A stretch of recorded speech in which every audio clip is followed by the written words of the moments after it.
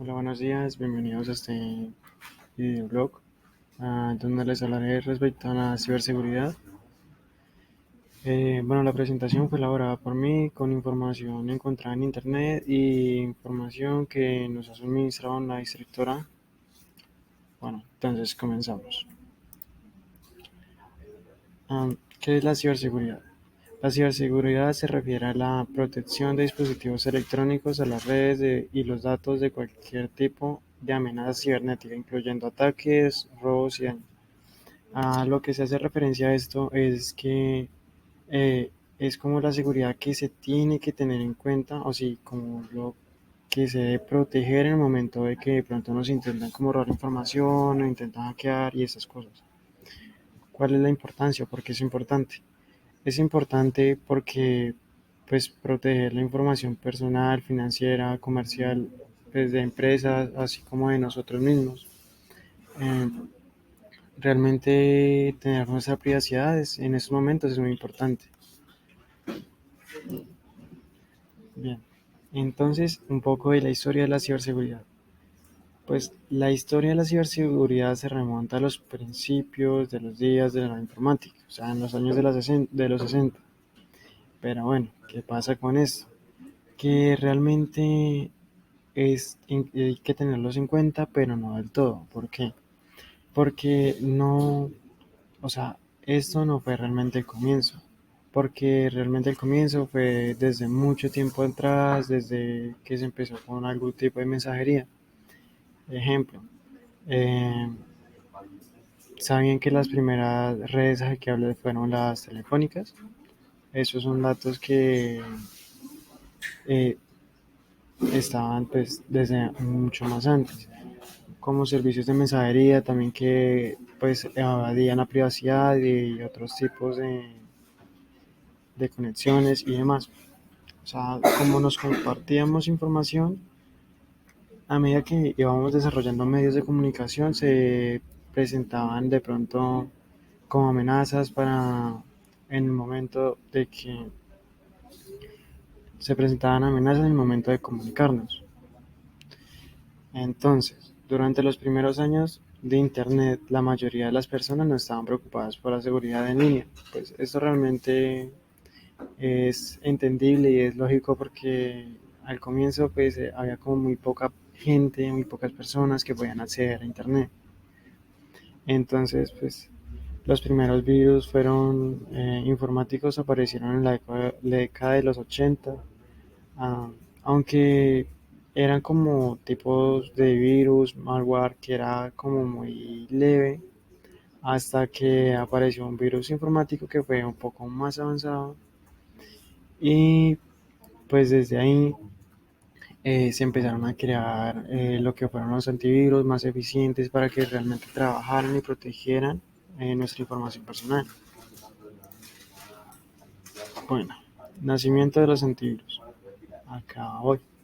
El concepto del software antivirus se nace en la década de los 70 cuando el programador alemán pues desarrolla su primer antivirus para los sistemas operativos IBM2. El programa se destituyó en disquetes y funcionaba detectando y eliminando virus informáticos conociendo en el sistema. Bueno, ya en la década de los 80 el malware incrementó su presencia, por lo tanto después de ello comenzaron a crear antivirus más efectivos y eficientes, lo mismo que venía diciendo atrás.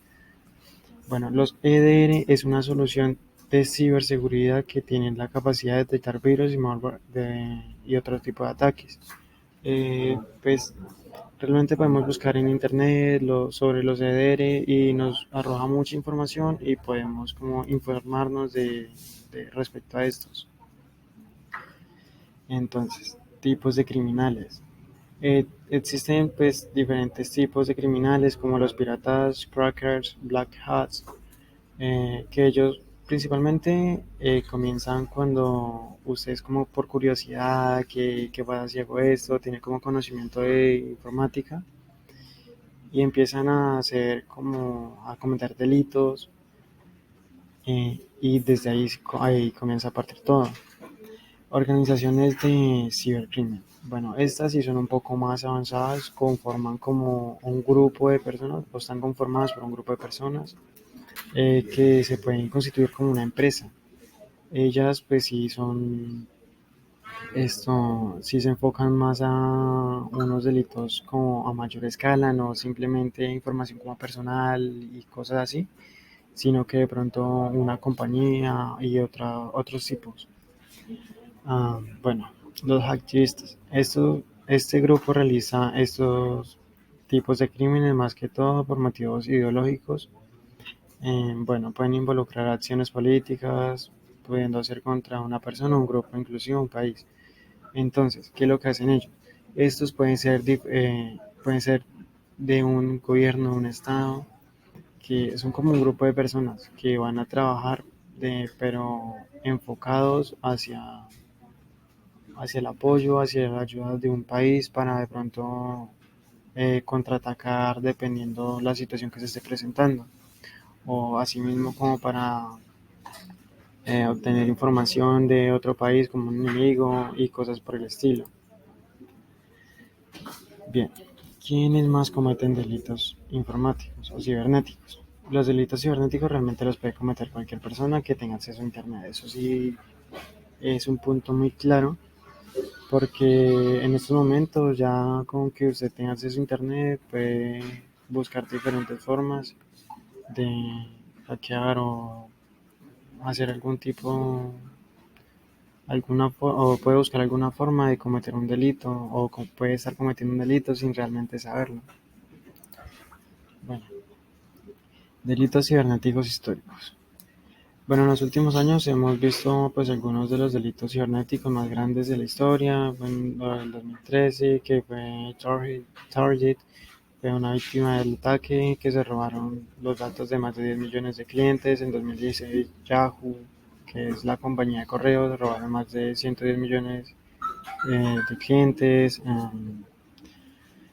Y bueno, hay otros así, pues realmente como que no voy a entrar mucho, no me voy a enfocar mucho en esto.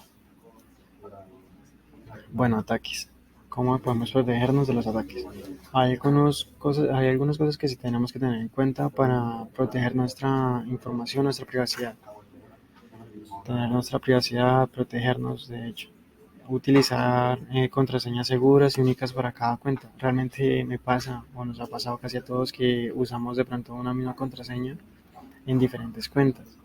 Evitar hacer clic en enlaces sospechosos, descargar archivos pues que estén como, no, pues, veamos que son como un poco no confiables. Y pues mantener nuestros sistemas de software actualizados en las últimas actualizaciones de seguridad. Estos son como los más sencillos y más rápidos, por decirlo así. Bueno, ¿quiénes son los más vulnerables? En general, diría que todas las personas somos vulnerables, pero ¿qué pasa? Eh, pues en las ocasiones de que una persona como que esté de pronto iniciando en el mundo del internet y eso, pues va a ser un poco más vulnerable porque no va a tener alguna experiencia. Y acá como hablo también en las empresas pequeñas, porque pues ellas como que no van a tener mucha privacidad por respecto a que el presupuesto no va a ser lo mismo que una empresa grande, gigantesca, que pues no, o sea, no van a tener la misma confiabilidad, no van a ser como tan seguras la información de ellos. Delitos informáticos comunes. Bueno, el phishing, el malware, ransomware, el robo de identidad. Esos son los cuatro delitos más como comunes que se han presentado. Bueno, el phishing es cuando alguien se hace pasar por una entidad legítima para obtener información personal. Es una forma de robar información, obtener información que no le concierne a esa persona. Entonces, malware es un software malicioso que puede dañar o interferir con su sistema.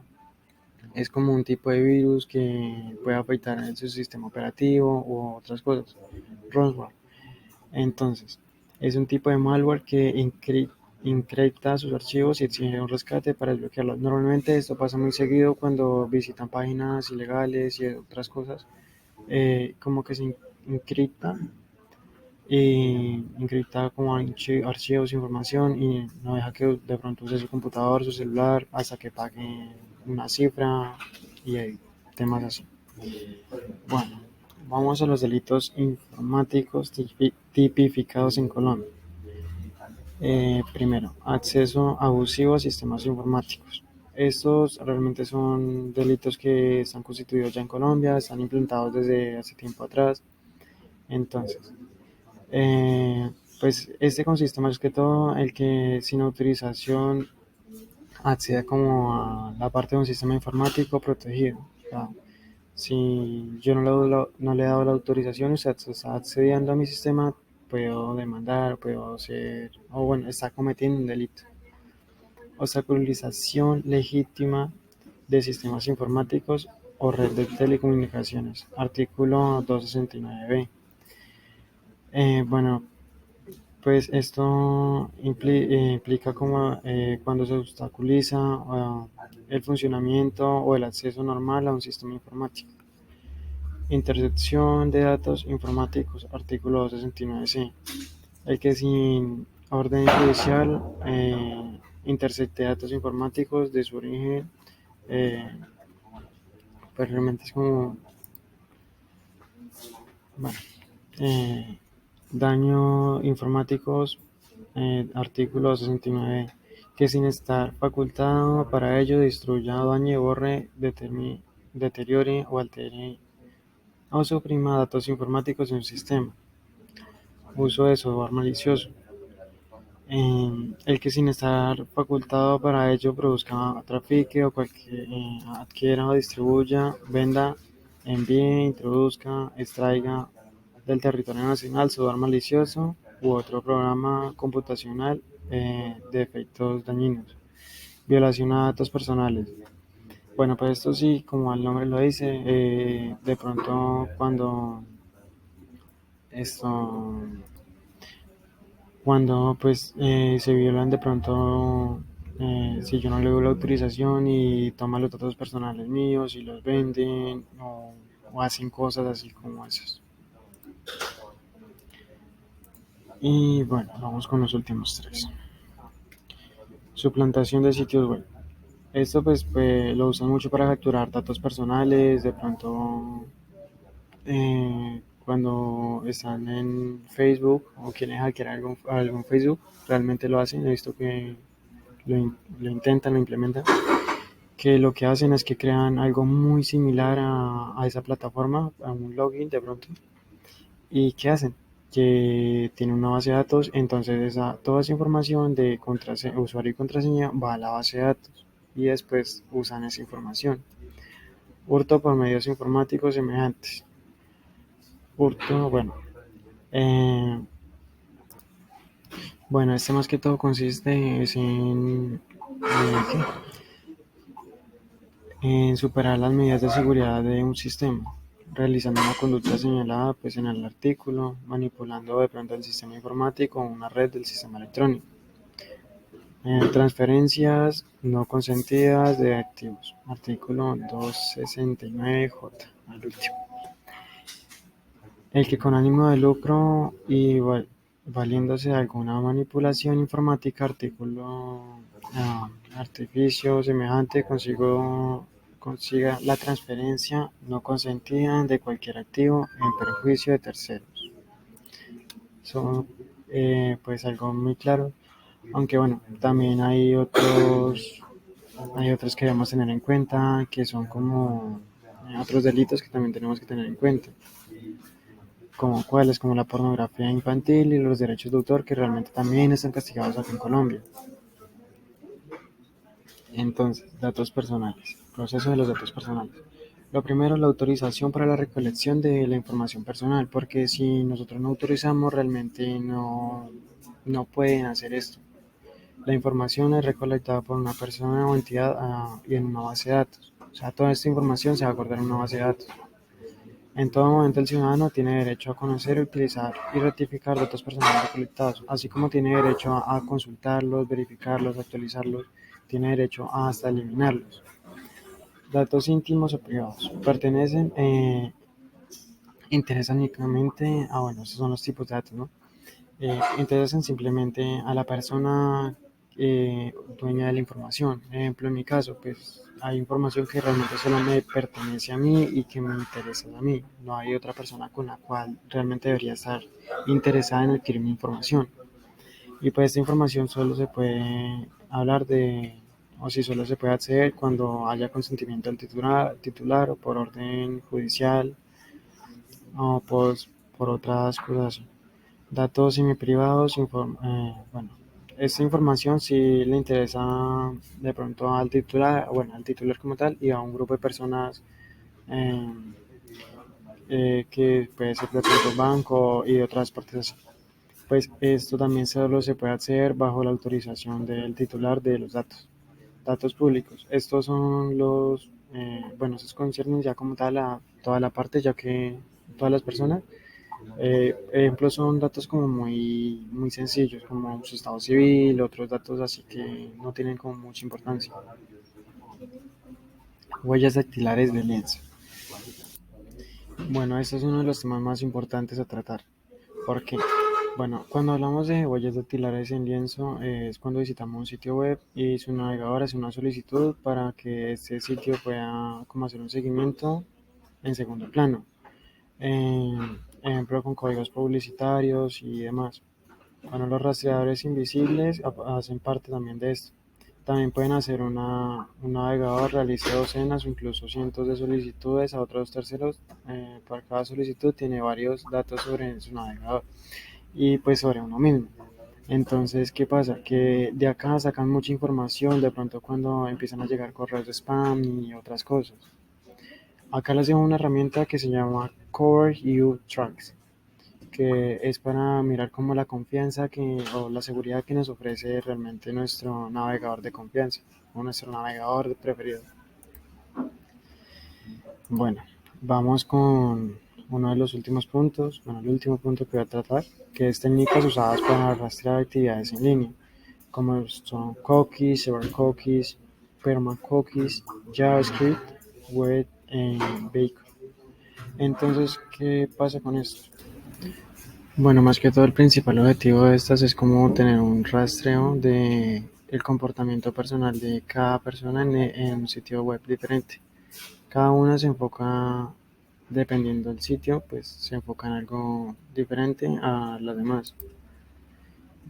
Y pues ya llegamos al final. Acá abajo les dejo el link de la presentación por si a alguien le interesa. Entonces, gracias por finalizar el video.